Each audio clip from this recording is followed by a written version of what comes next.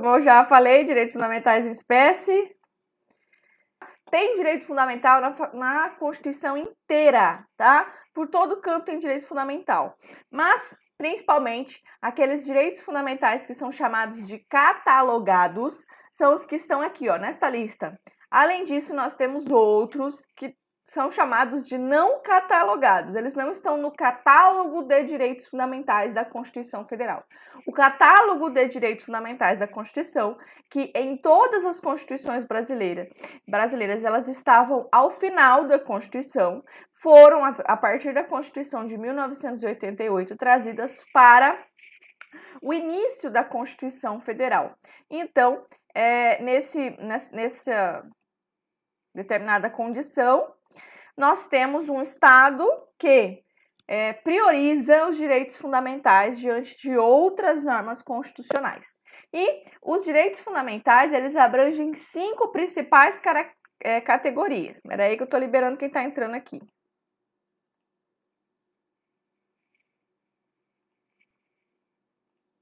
Cinco principais categorias. Primeiro, os direitos e deveres individuais e coletivos. Segundo, os direitos sociais. Em terceiro, nós temos os direitos de nacionalidade, que ficam ali entre o artigo 12 e o artigo 13. Nós temos também os direitos políticos, que estão entre o artigo 14 e o artigo 16 da Constituição Federal. E os direitos relacionados à existência, organização e participação em partidos políticos, os direitos de participação, os direitos de existência, os direitos de formar, como eu posso dizer assim, organizações colegiadas, vamos pensar assim, né?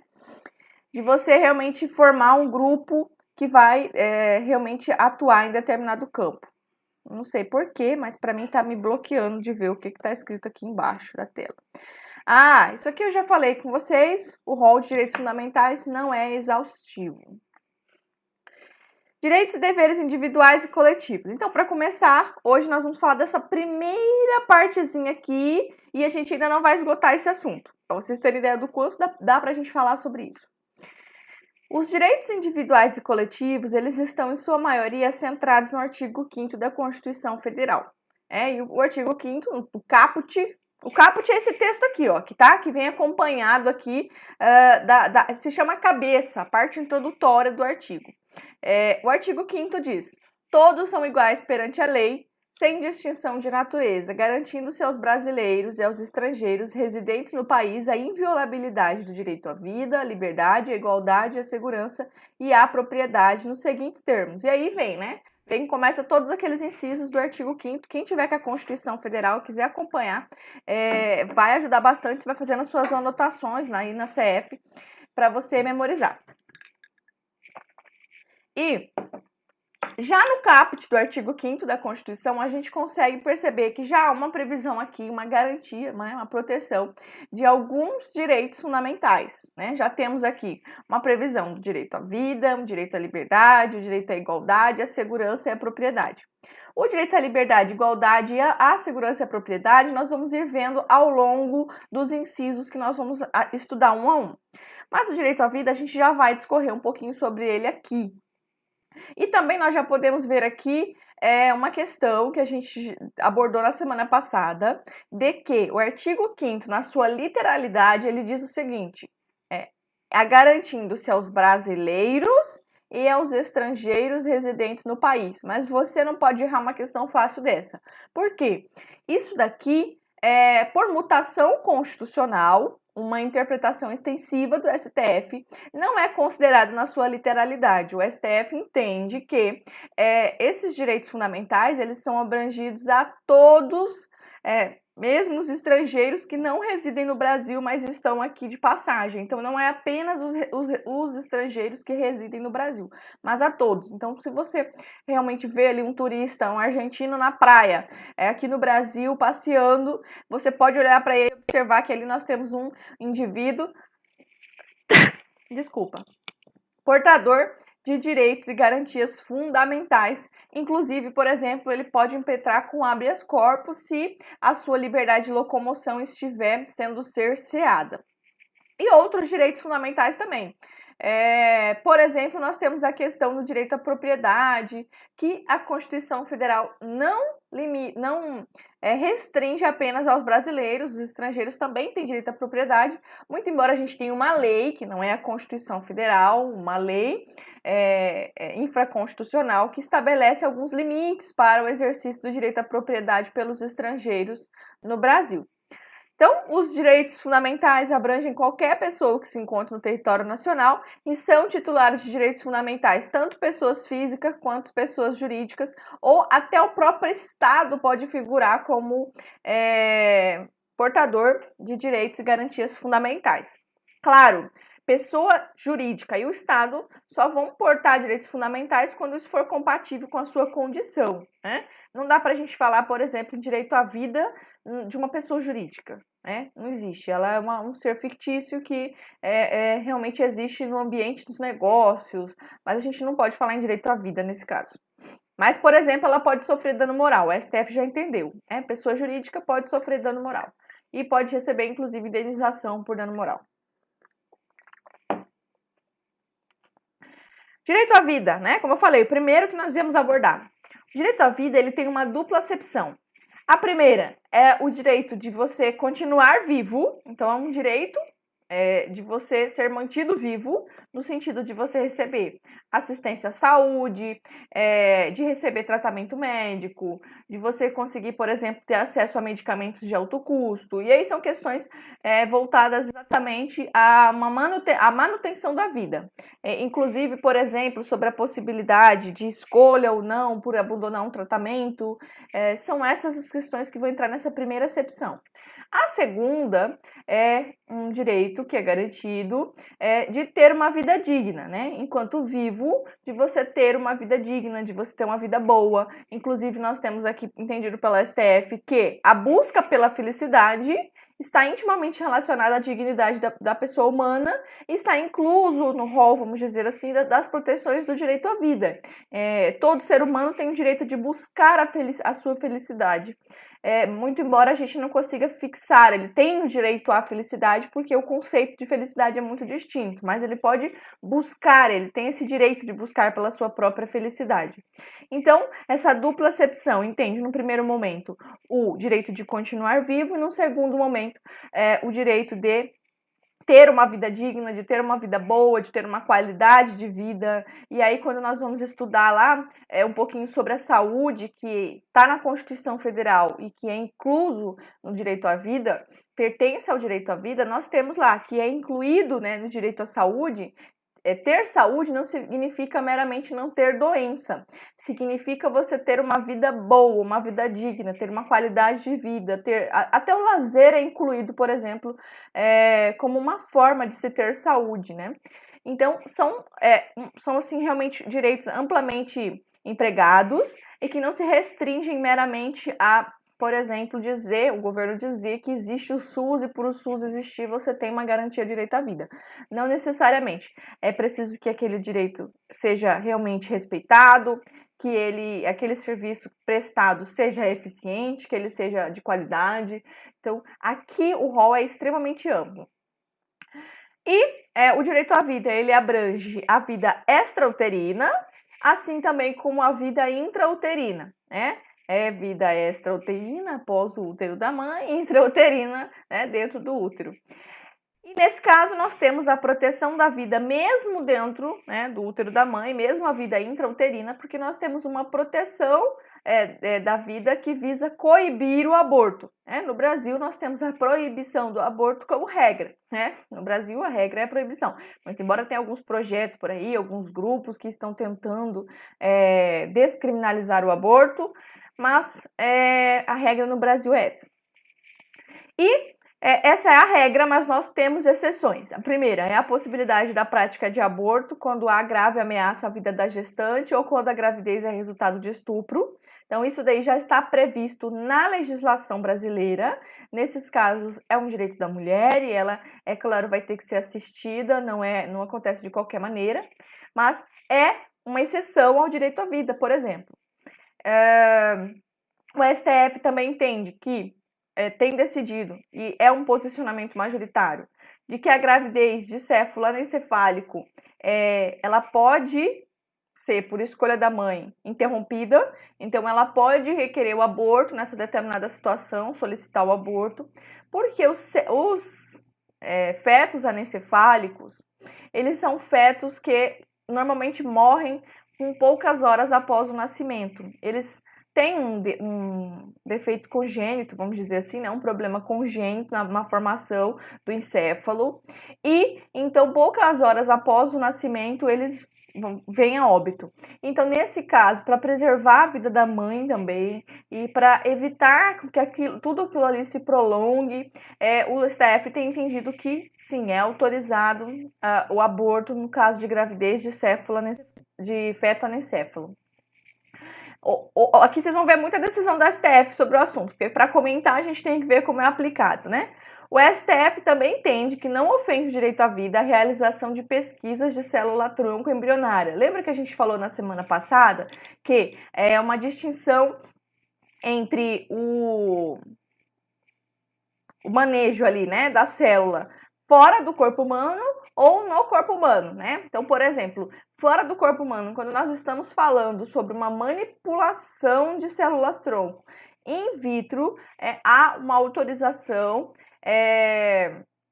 possibilidade de fertilização, e o STF entende que aquele momento ali não estaria ainda abrangido pelo direito à vida, já que de fato não teria iniciado ali a formação. É que esse conceito de direito à vida, vocês vão ver em direito penal, vocês vão estudar muitas teorias, eu acredito até que vocês já estão estudando sobre quando começa exatamente a vida, né? Se é no momento da fecundação, se é no momento em que se tem o início das percepções pelo feto, se seria no momento em que há a formação do cérebro pelo feto. Existem N teorias sobre esse assunto, mas a questão da decisão da manipulação de embriões in vitro, ela foi bem tranquila, vamos dizer assim, em tese pelo STF, porque nós estamos falando ainda no momento muito inicial da formação de células e que estão extracorpóreos, então nós não temos aqui exatamente a formação de uma vida já que seria sacrificada caso essa manipulação dessas células, desses embriões, eles fossem descartados. Nenhum direito fundamental é absoluto, sabe? O que você estava chamando ali no começo da aula, tá? Nenhum direito fundamental é absoluto. Nós estudamos na semana passada uma características dos direitos fundamentais. E nós temos a relatividade, né? Para que os direitos fundamentais eles possam conviver entre si, eles são relativos, eles precisam ser compatibilizados. Então, o STF já entendeu, nenhum direito fundamental é absoluto, nem mesmo o direito à vida. Por exemplo, nós temos a possibilidade que a Constituição prevê, né, de pena de morte no Brasil em caso de guerra declarada. É claro, é um caso excepcional, é extremamente excepcional, mas no caso, uma exceção ao direito à vida que está trazida na própria Constituição Federal. Então, não, o direito à vida não é absoluto e a própria Constituição Federal admite pena de morte, nesse caso excepcional. Então já não erra, tá? Não fala que no Brasil não existe pena de morte, tá? No Brasil existe, mas era uma situação excepcional em que a Constituição Federal prevê, durante tempo de guerra, declarada durante esse período, excepcionalmente essa possibilidade. E assim, não é para todos também, tá? É uma situação extremamente restrita. Artigo 1º, inciso 1º do artigo 5º da Constituição Federal. Homens e mulheres são iguais em direitos e obrigações nos termos desta Constituição Federal. Bom, desse inciso, nós tiramos o princípio da igualdade, tanto a igualdade formal quanto a igualdade material, que a gente vai distinguir agora.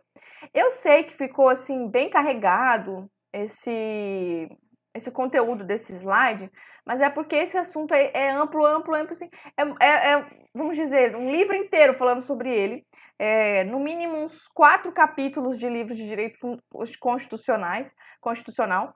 Então, eu tentei trazer aqui no slide para que ele ficasse como uma mini apostila mesmo para vocês, assim, para que vocês conseguissem revisar os principais pontos.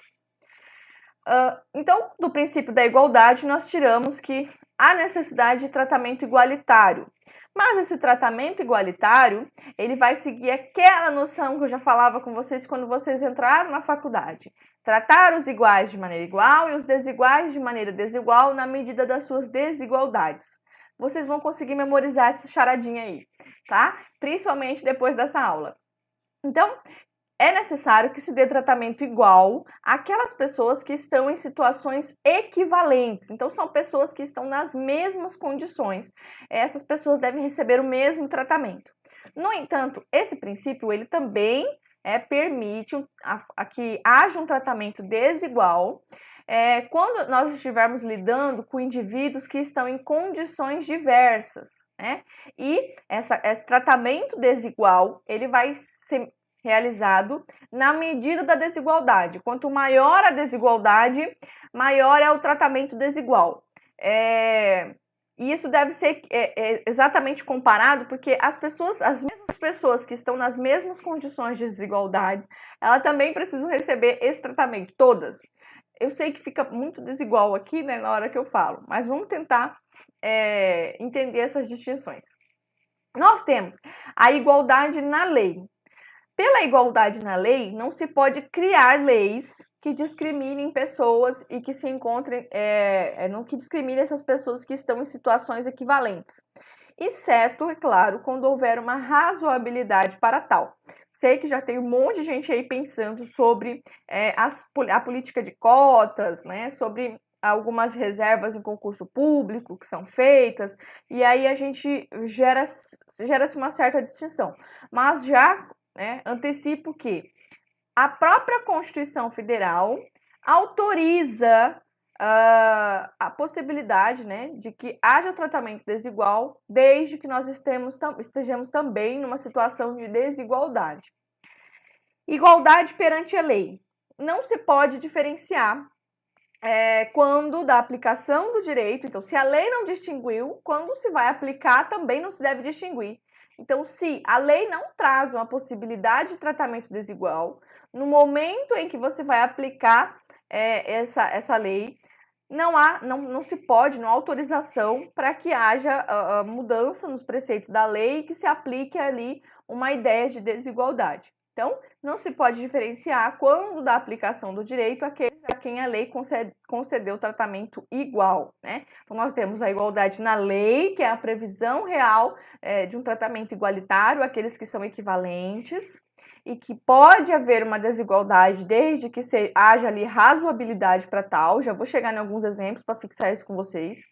E nós temos também a igualdade perante a lei, que entende que que não se pode diferenciar, não se pode fornecer tratamento diferenciado no momento de aplicar a lei para aquelas pessoas em que a lei conferiu igualdade.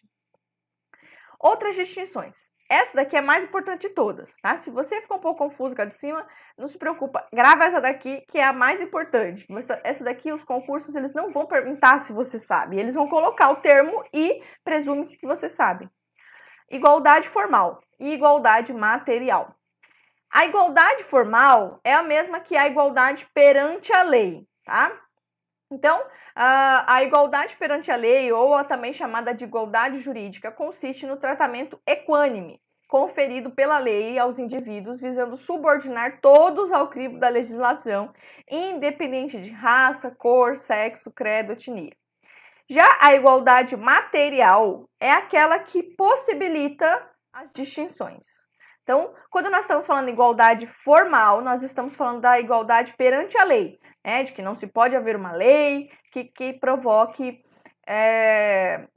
tratamento desigual para pessoas que estão no mesmo patamar, que são equivalentes. Já quando nós estamos falando em igualdade material, aqui nós temos a possibilidade de tratamento distinto, porque essa daqui sim é a busca pela igualdade real. Quando eu busco a igualdade na sociedade, eu busco equilibrar as relações. Então, é denominada por alguns de igualdade real ou substancial e tem por finalidade igualar os indivíduos, que essencialmente são desiguais. Possivelmente, de haver distinções desde que razoáveis. Então, pode comparar aqui, o que você pode fazer? Pega a igualdade formal e liga com a igualdade perante a lei, e pega a igualdade material e liga com a igualdade na lei. tá? Por quê? Porque aqui nós temos a possibilidade de fazer, de ter tratamentos diferentes, desde que haja razoabilidade, desde que ali haja uma distinção. Vamos para os exemplos para poder clarear mais.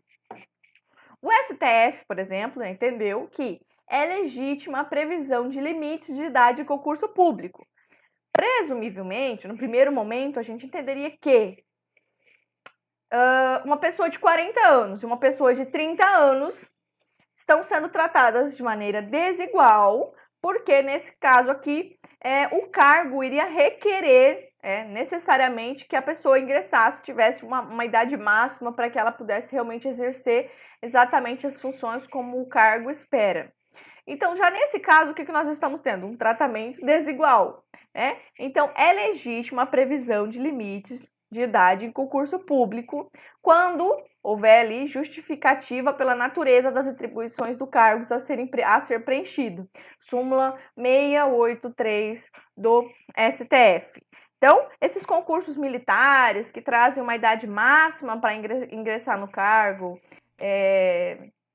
tem também, se nós pensarmos assim na polícia militar, a aeronáutica, o exército, a marinha, enfim, todos eles, né, incluídos aí nesse grupo de vagas de concursos militares, eles trazem essa distinção nitidamente. Nesse caso, é claro, se o cargo exigir a distinção, se o cargo realmente requerer pela natureza dele, essa distinção ela pode ser entendida como legítima. Só que não vai caber, por exemplo, a um edital fazer essa distinção, vamos dizer assim, se o cargo ele não tiver exatamente os critérios que requeressem essa mudança. Vamos pensar, por exemplo, num cargo para auxiliar administrativo, ou vai ser um cargo meramente administrativo. Nesse caso, é possível que, para trabalhar no administrativo, a pessoa vai estar ali, sentada numa mesa, né, numa sala com ar-condicionado, mexendo no computador. Nesse caso, pode haver distinção entre uma pessoa de 30 e uma pessoa de 40 anos? Claramente que não, porque aqui não tem razoabilidade. Então, é necessário que a função tenha, pela natureza dele, essa necessidade de que a pessoa detenha no máximo uma certa idade. O STF também entende que não afronta o princípio da isonomia, só para avisar vocês que o princípio da isonomia e o princípio da igualdade normalmente são tratados como sinônimos. Alguns tentam fazer uma distinção, mas daí a distinção vai vir aqui em igualdade formal, igualdade material, e a isonomia entraria na igualdade material. Mas sou adepta, assim como muitos doutrinadores, de uma utilização como expressões sinônimas, sem problema nenhum, sem prejuízo algum. Então, o STF entende que não afronta o princípio da isonomia a adoção de critérios distintos para a promoção de integrantes do corpo feminino e do corpo masculino da aeronáutica. Trata-se de uma hipótese em que a distinção entre homens e mulheres visa atingir a igualdade material, sendo, portanto, razoável. Lembra da igualdade material que eu falei? Eles não vão perguntar se você sabe. Eles vão entender que sabe e vai escrever lá, olha, diante da necessidade de igualdade material, confiro tal entendimento. O STF entende de tal maneira diante da igualdade material. E a igualdade material é aquela que busca realmente equilibrar as relações, ela visa reduzir as desigualdades. Então, o STF entendeu, numa decisão em concreto, que não feriria o princípio da isonomia essa tabela ali, essa forma de se estabelecer os critérios de promoção dos integrantes da Força Aérea entre homens e mulheres. O STF entende que o princípio da isonomia não autoriza ao Poder Judiciário estender a alguns grupos vantagens estabelecidas por lei a outros. Nesse caso aqui, o que nós temos é que o Poder Judiciário, ele tentando não ferir a separação entre os três poderes, que é cláusula pétrea da nossa Constituição Federal, ele entende que não cabe a ele legislar sobre aquele assunto. Então, por exemplo, se não é ele o ente que vai reajustar salário, que vai equilibrar valores, não é ele que realmente tem que decidir efetivamente por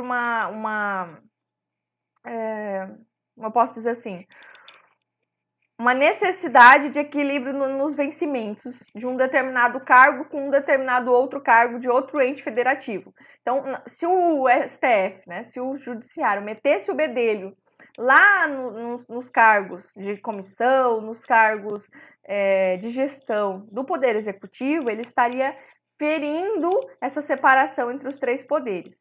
E aí nós temos a súmula 37, súmula vinculante 37 do STF, que entende que não cabe ao Poder Judiciário, que não tem função legislativa, lembra-se, ele não legisla, aumentar vencimentos de servidores públicos sob fundamento da isonomia. Então, não caberia ao STF fazer isso.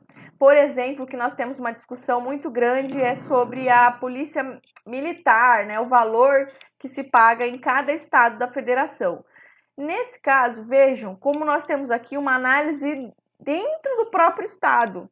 Não vai caber ao STF nem ao Poder Judiciário intervir nessa situação, já que depende de toda uma condição econômica, das características do cargo que são exercidas em cada estado. Agora, num concurso de nível federal, por exemplo, entre tribunais, entre dois tribunais, o cargo de analista em um paga R$8.000, no outro o valor é de R$12.000. Posso ingressar na justiça e falar que o meu cargo ele está desfavorecido, que eu estou recebendo tratamento desigual em comparação com outro tribunal? Não, o STF não vai analisar isso. Não cabe a ele, né, intervir nessa questão sobre aumentar vencimento de servidor público. Até porque, entendam, quando o STF toma uma decisão, essa decisão tem um caráter normalmente vinculante. Então, ela vincularia toda a administração pública daquele determinado ente federativo. E isso geraria uma bola de neve, né? É claro que o STF se absteve disso. Só para poder enxergar o que está aqui embaixo. Do princípio da igualdade se originam vários outros princípios da Constituição, como, por exemplo, a vedação ao racismo, o princípio da isonomia tributária, e outros que vão sendo desdobramentos do princípio da isonomia, o princípio da igualdade, tá? Se você ficou alguma dúvida sobre esse assunto aqui comigo, porque eu sei que ele é complexo. Se ficou, querem que eu repita? Manda áudio, que eu não consigo ver o chat.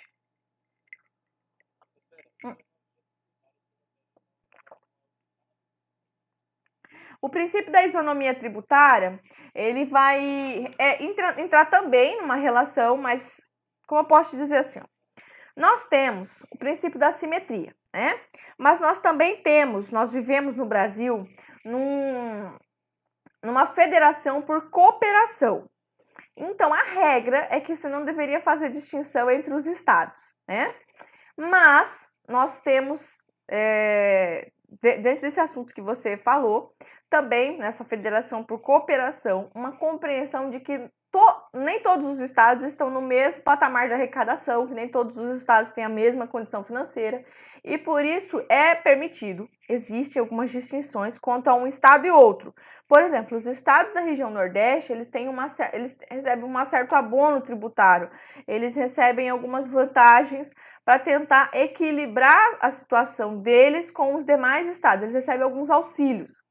Mas não é exatamente nesse ponto aí não, tá? O princípio da isonomia tributária, ele vai entrar numa questão do direito tributário, dentro das relações entre particulares e também nas questões das pessoas jurídicas.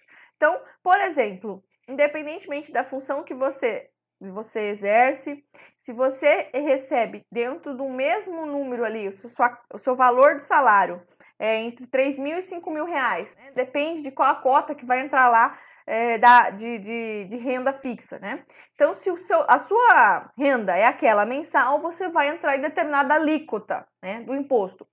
E não caberia aqui fazer distinção entre pessoas que exercem determinados cargos e outras que exercem outras funções, porque isso aqui geraria uma desigualdade muito grande. Então, independentemente do cargo, você vai se enquadrar dentro daquela determinada faixa de renda e você vai estar diante daquela alíquota, independentemente de qual é o cargo que você exerce. Então, por exemplo, professor pode receber, já que é um cargo, né, que está prestando para educação, olha, vamos pensar bem, né, com carinho, Não, se duvidar, o governo vai lá e vai aumentar ainda mais, né? A alíquota do professor. Mentira, não pode, né?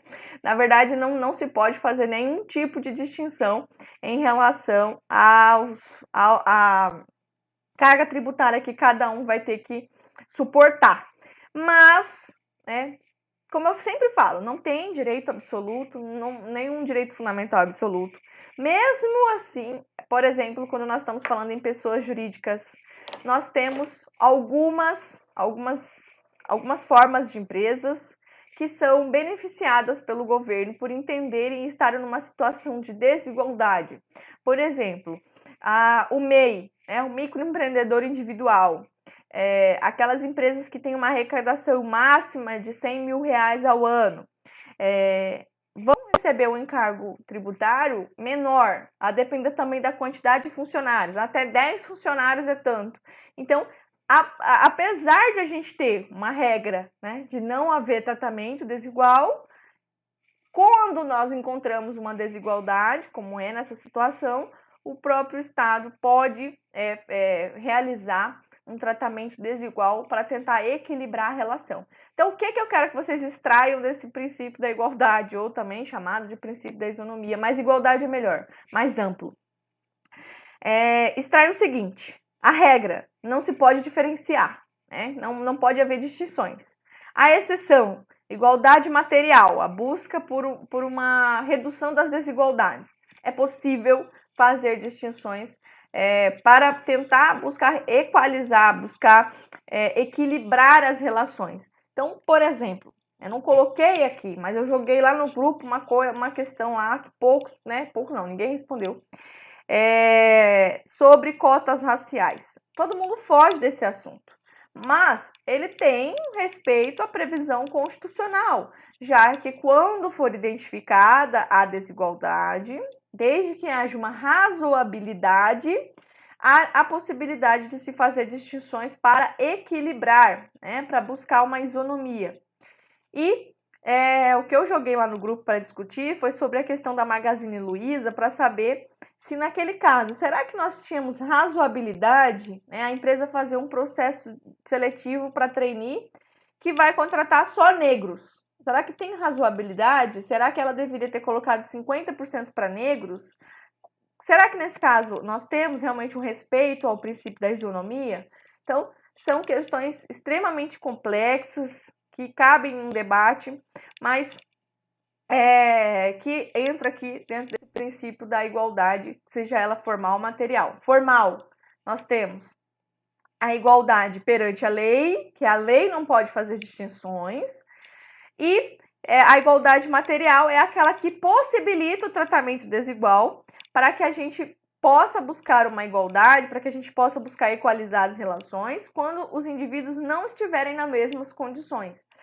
Outra coisa que eu não citei exatamente aqui, mas para mim assim é um ponto que me faz refletir muito, sobre, por exemplo, o concurso público militar prevê um número infimamente menor de vagas para mulheres do que para homens, por exemplo, né?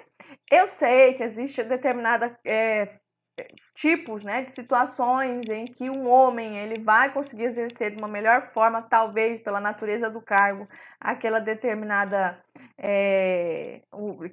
exercício da função, mas hoje a gente tem uma sociedade bem assim, bem distribuída relativamente, né? Então, será que necessariamente justifica isso? Será que continua sendo constitucional isso? Não cabe a mim, é claro, mas são questões que a gente tem que trazer à tona e que provavelmente assim vão ainda ser debatidas por um longo período. Não seria talvez o Estado, ele mesmo, fazendo uma distinção entre homem e mulher? 2. Ninguém será obrigado a fazer ou deixar de fazer alguma coisa senão em virtude de lei. Então, olha, nós falamos tudo isso, a gente está no inciso 2 do artigo 5º da Constituição Federal, tá? Pelo inciso 2, nós temos que ninguém será obrigado a fazer ou deixar de fazer alguma coisa senão em virtude de lei. E dessa análise nós temos um desdobramento, que é o princípio da legalidade. O princípio da legalidade ele é diferente entre entre particulares e o Estado. Então, para os particulares, o princípio da legalidade tem um âmbito, para o Estado, nós estamos falando de uma outra forma do princípio da legalidade. O princípio da legalidade para os particulares traz a garantia de que só podem ser obrigados a agirem ou a se omitirem por lei, né? Tudo é permitido a eles, portanto, na falta de uma norma legal proibitiva. Então, você só pode ser proibido de fazer algo se existir lei realmente proibindo aquela ação. Se não há lei, se não há previsão legal, não é proibido, então lhe é permitido. A visão de que tudo é permitido quando nós não temos previsão legal. Então, você pode fazer tudo o que a lei não proíbe, né? É aquilo que eu costumava pôr bastante em sala de aula. Você é livre desde que respeitados os muros da previsão legal. Então, você é livre para agir, tomar suas próprias escolhas, escolher o seu trabalho, decidir como você vai levar a sua vida, desde que você respeite esses limites legais. Para o poder público, para o Estado, o princípio da legalidade, ele traz uma visão, uma ideia de que o Estado só faz, o ente público, o poder público, ele só pode fazer o que é permitido por lei. É por isso que para nós, quando nós estamos analisando a lei para os particulares, nós só precisamos saber aquilo que é proibido, né? O que não é proibido é permitido. Já o Estado, ele precisa analisar o conteúdo legal em tudo que for realizar. Porque para o Estado, o princípio da legalidade estabelece que ele só pode fazer aquilo que a lei lhe confere, aquilo que a lei lhe permite. E por isso Oi?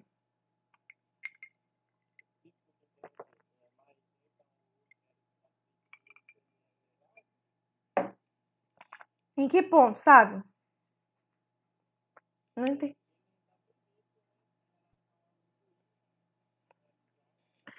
Então, é uma questão que fica, mas não é no caso, por exemplo, o problema lá do inquérito, Sávio, é porque eles estão falando que o problema ali foi na iniciativa. Não é porque ele não poderia existir. É que quem deu iniciativa para ele não tinha competência, porque ele não poderia existir ex officio, né? Ele não poderia ter surgido assim, como sem uma iniciativa, por exemplo, da Advocacia Geral. Então, nesse caso, o problema ali não está sendo a possibilidade dele ocorrer, mas o vício de iniciativa que poderia anular, poderia tornar nulo, né? Porque nesse caso nós temos um vício congênito, poderia tornar nulo todos os procedimentos que decorreram de fato daquela iniciativa.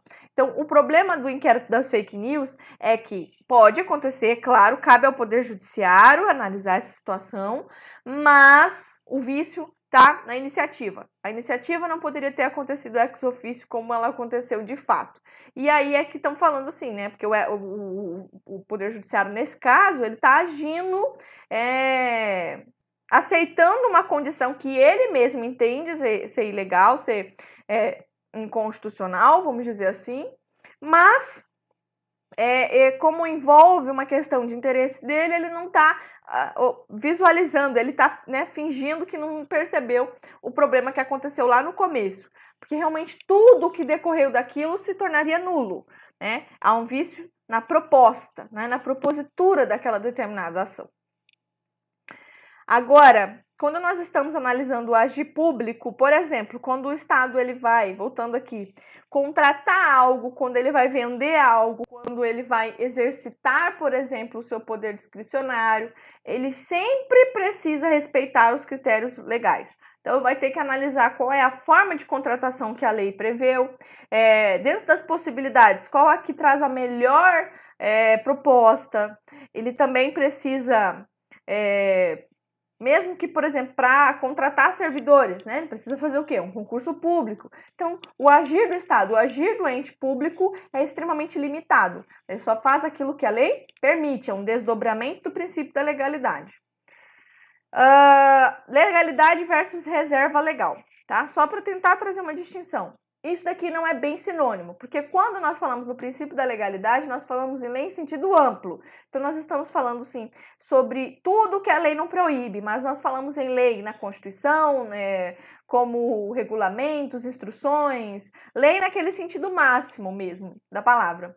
E o princípio da reserva legal, que é evidenciado quando a Constituição exige expressamente que determinada matéria seja regulamentada por lei formal ou por atos com força de lei, nós temos a aplicação do vocábulo lei usado no sentido mais restrito da palavra.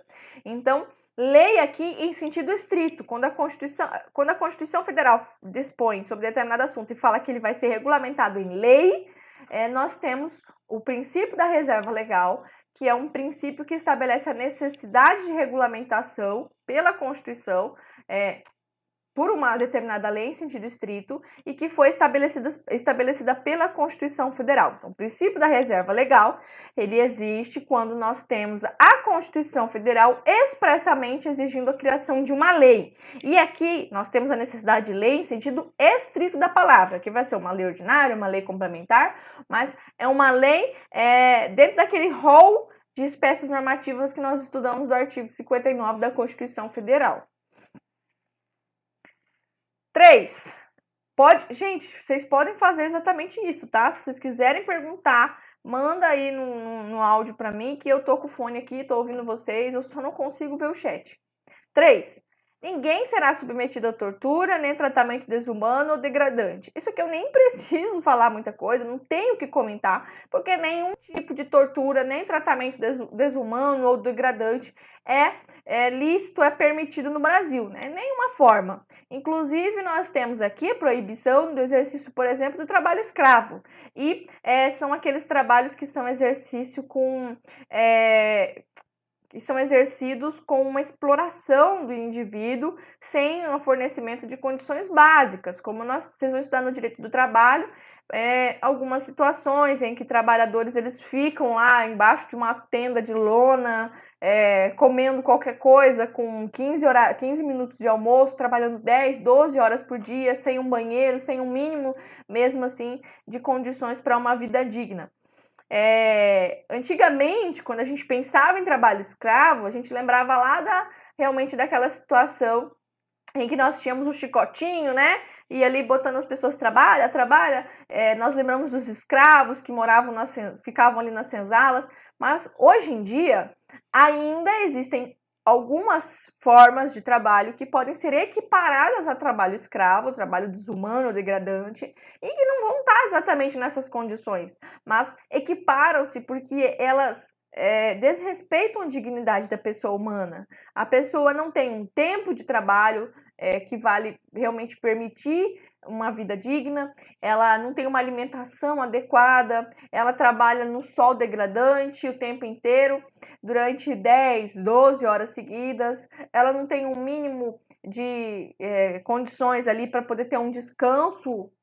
Existem fotos que se vocês quiserem pesquisar sobre trabalho escravo hoje em dia nessas fazendas e em regiões de interior, assim, que os trabalhadores eles dormem em caminhas de tábua, assim, sabe? Sem um mínimo de condições e sem banheiro, sem nada que realmente permita que aquela pessoa ela tenha uma vida digna.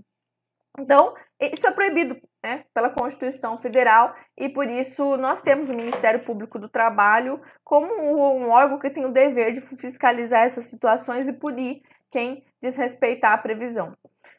É proibido toda e qualquer forma de tortura, é claro. E aí só um comentáriozinho sobre a lei de anistia, que foi uma lei aprovada no Brasil, que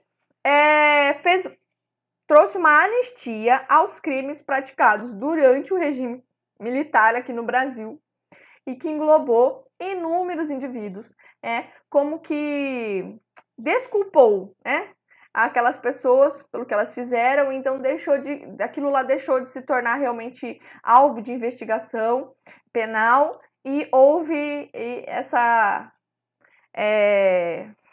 eu posso dizer assim, jogaram lá uma toalha por cima, né?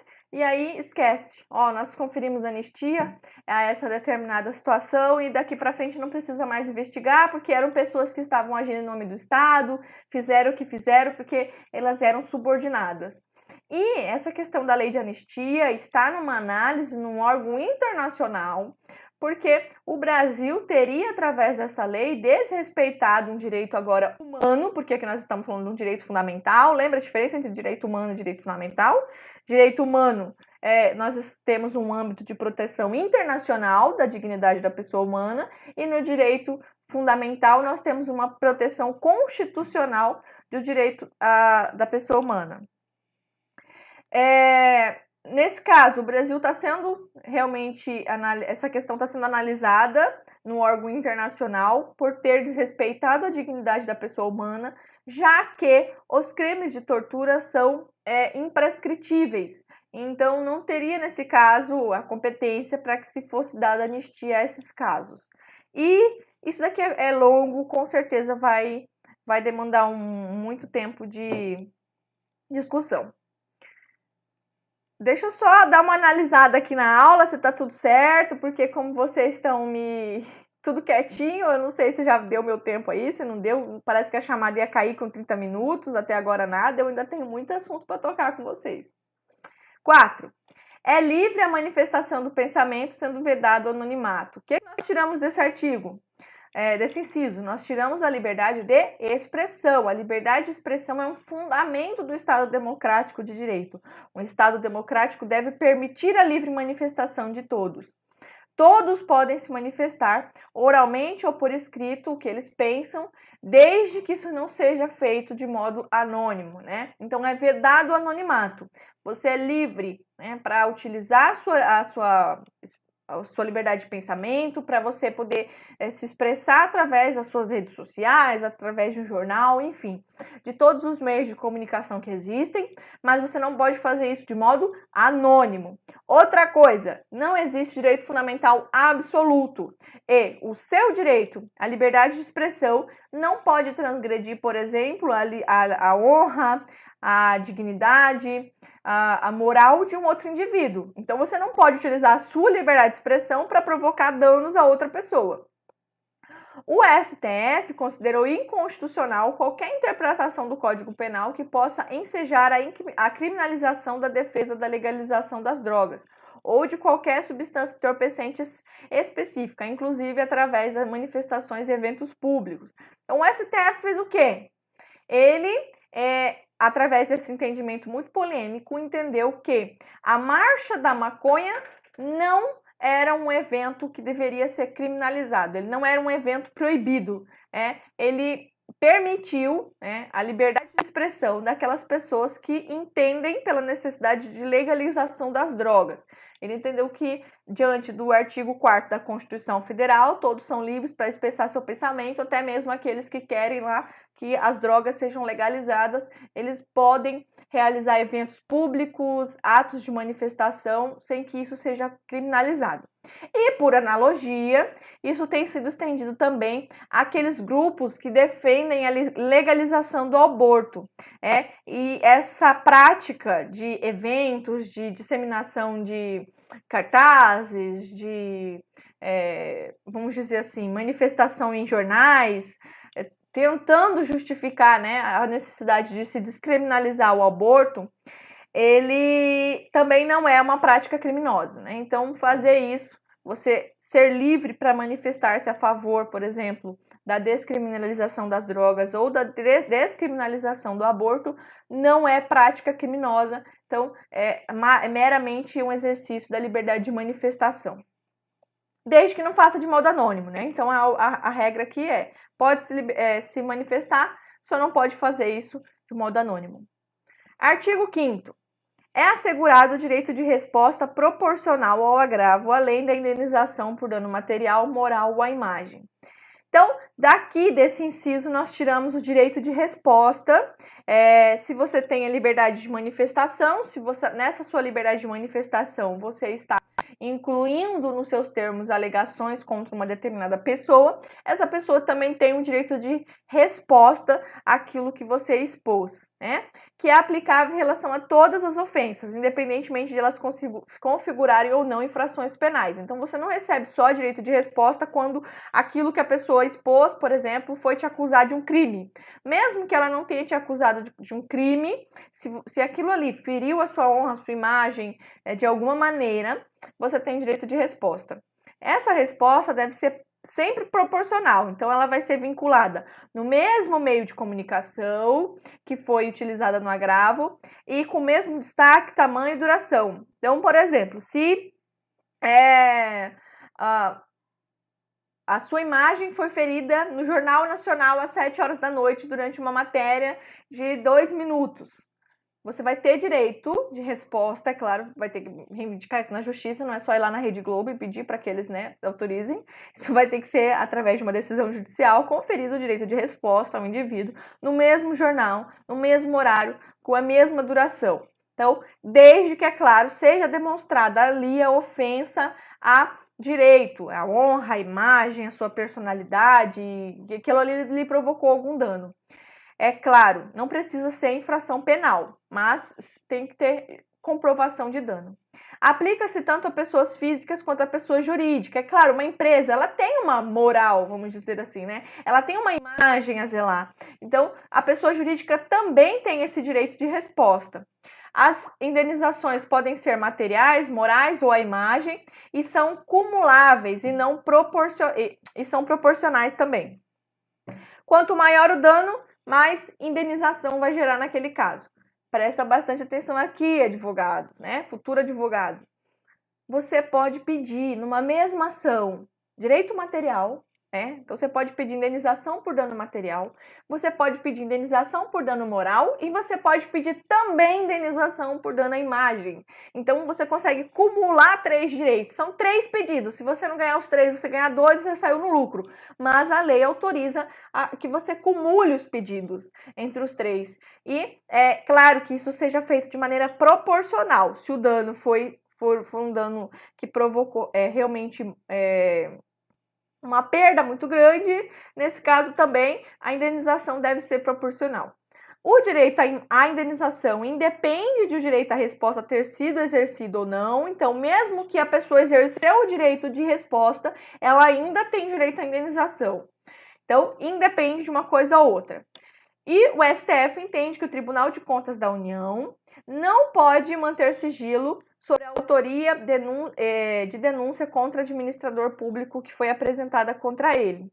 Esse caso eu considero extremamente polêmico, porque o STF tem entendido, em algumas questões, pela impossibilidade de denúncia anônima, né? Que também não se poderia manter o sigilo sobre a pessoa que fez essa denúncia contra o administrador público de uma infração.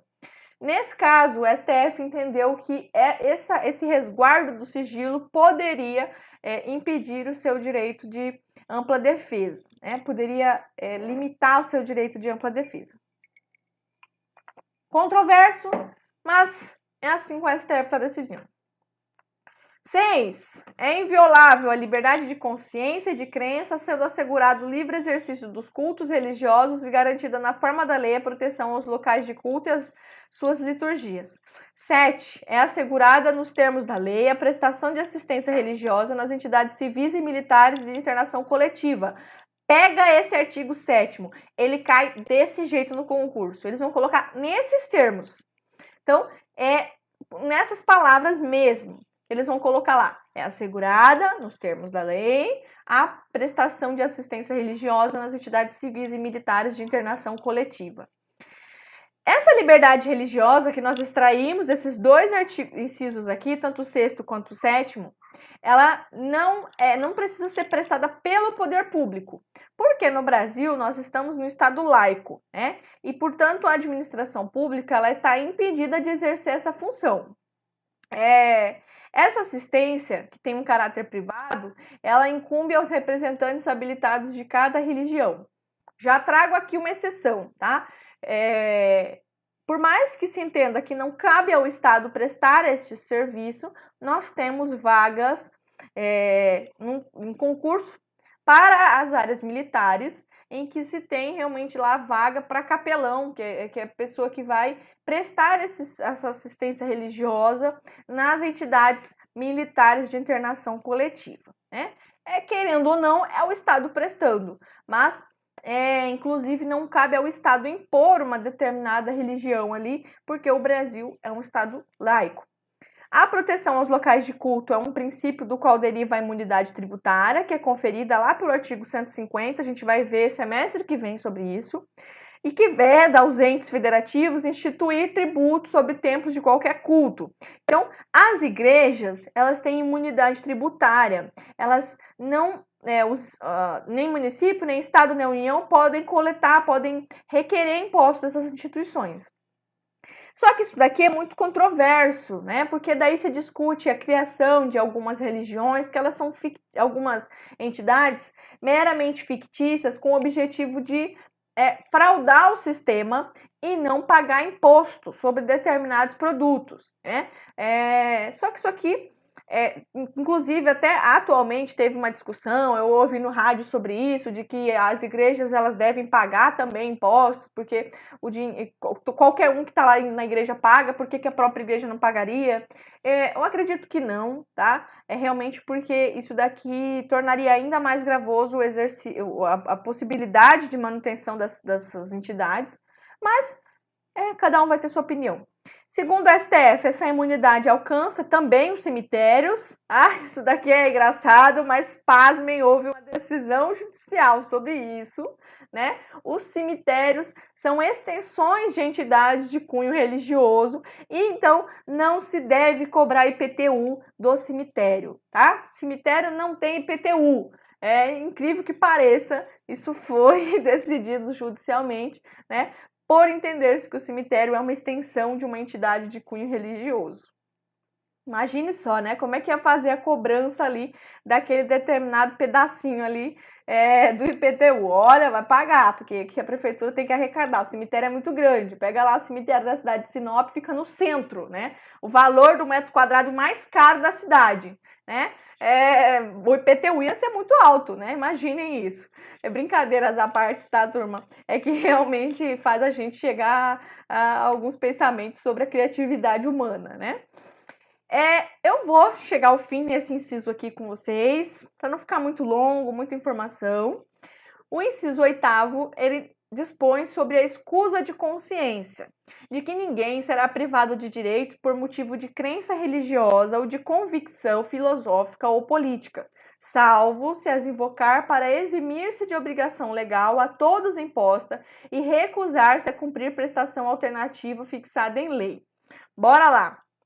A questão, por exemplo, de um indivíduo que ele, por convicção religiosa, ele se nega a prestar o serviço militar obrigatório, ele se nega a pegar uma arma, por exemplo, né? Ele fala, olha, eu não vou exercer esse tipo de trabalho porque ele vai contra a minha convicção religiosa, eu não me submeterei a isso.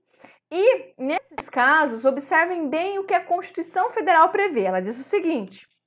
ninguém será privado de direito, então ninguém pode receber restrição de direito por isso, salvo, né, se ela invocar para se eximir-se de cumprir uma obrigação legal que foi imposta a todos e soma, tá? É um E, ele não é um O, é E. Então, recusar-se a cumprir prestação alternativa que foi fixada em lei.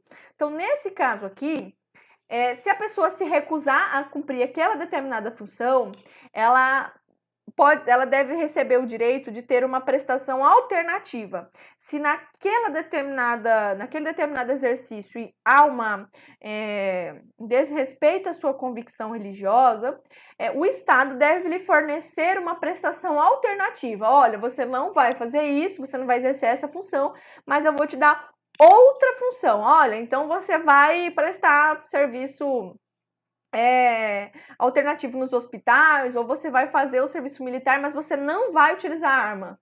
Vou te dar um cabo de um pedaço de um galho de árvore para você carregar lá. É uma prestação alternativa. Pensem assim, né? E a pessoa só pode ser privada de direito se ela se recusar de cumprir a prestação alternativa. Então, ela pense que é num terceiro grau, ela deveria prestar um serviço, se recusou a fazer. Houve ali a oportunidade dela fazer algo de modo alternativo, ela também se recusou a fazer. Então, nesse caso, poderá haver restrição de direitos, sim, e pode, por exemplo, haver a perda dos direitos políticos. Na escusa de consciência, nós temos, que é uma garantia que estabelece que, em regra, ninguém será privado de direitos por não cumprir a obrigação legal que foi imposta a todos. E isso entende-se por ser convicção religiosa, filosófica ou política, tá? Não é só a religiosa, não. Essa é a mais polêmica, porque realmente ela engloba o Brasil, para um país laico, ele engloba uma diversidade religiosa muito grande. Mas pode-se também utilizar para essa escusa a crença, a convicção política ou filosófica. E cabe ali se dar uma alternativa para que a pessoa faça de uma outra maneira, e se a pessoa ainda se recusar, daí sim ela pode ter perda de direito. Nesse caso, por exemplo, que nós temos as pessoas que têm, eu não sei exatamente qual é a religião, de que a partir das 6 horas da tarde até as 6 horas do sábado, não podem fazer alguns tipos de serviços, algumas coisas como, por exemplo, vir até a instituição, é um período que eles guardam realmente para estar em oração, para se dedicar realmente à sua fé. E, por exemplo, não pode a instituição impedir que a pessoa exerça o seu direito por exemplo, a realizar uma prova, porque só pode ser oferecida naquele determinado dia. Mas, enfim, aqui dentro tem várias questões e o que eu quero que fique claro é o seguinte: deve ser ofertada uma alternativa ao indivíduo. Então, ele não pode ser privado de direito por negar-se a fazer algo em relação à sua crença ou à sua convicção filosófica ou política. Turma, e aí? Quero ouvir vocês agora.